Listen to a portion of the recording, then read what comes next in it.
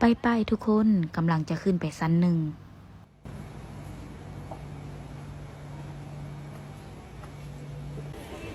กำลังไปเลือกเอาอาหารเด้อตอนนี้นะ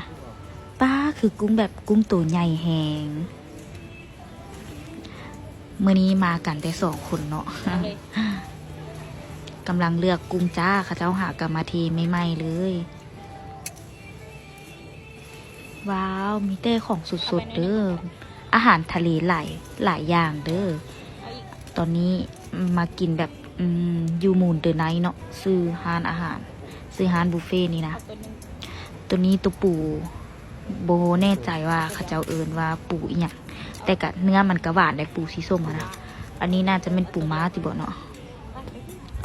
ประเภทปลาหมึกก็มีเด้อมีหลายชนิดเด้อปลาหมึกนี่นะบ่ฮู้ชื่อทั้งหมดเนาะแต่กะแซ่บๆกะแม่นตัวนี้แหละเห็นบ่ตัวเป็นหัวหะนะตัวนี้หมึกน่าจะหมึกขาวเนาะว้าวตัวนี้หอยหวานแต่ว่ามักที่สุดก็คือหอยแครงนี่แหละ หอยแครงนี่จะเป็นแซ่บเด้อทุกคน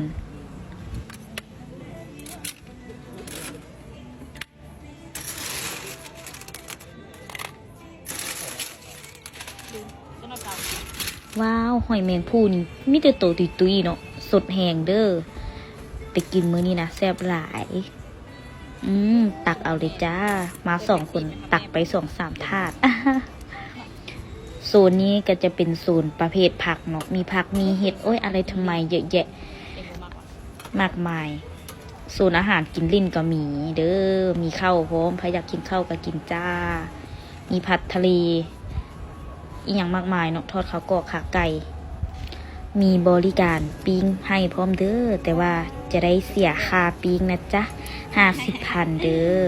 ไผ่ที่ขี้ค้านะแม่นให้น้องๆปิ้งให้เลยเด้อว้าวตัวนี้หอยแครงให้น้องๆปิ้งตัวนี้จะเป็นตัวปิ้งเด้อเห็นบ่เอาซีฟู้ดราดเข้าไปเนาะตัวนี้จะเป็นตัวลวกเด้อส่วนตัวแม่นมักตัวลวกหลายกว่าเนาะเพราะว่าตัวลวกมันจะเด้งๆนะแบบมันซุ่มๆน้ำนะเอาคนหูใจตักแจวใส่ให้แน่จะเป็นแซ่บเดมาแล้วตัวที่เขาเอาไปปิ้งเมื่อกี้นี่เนาะมาถาด 1แล้วจ้าแต่ว่าอยากไหม้น้อยนึงเนาะให้อภัยแต่กับโบเป็นอย่างแซ่บคือเก่าจ้า กุ้งกับตัวใหญ่ๆเนาะเห็นไหม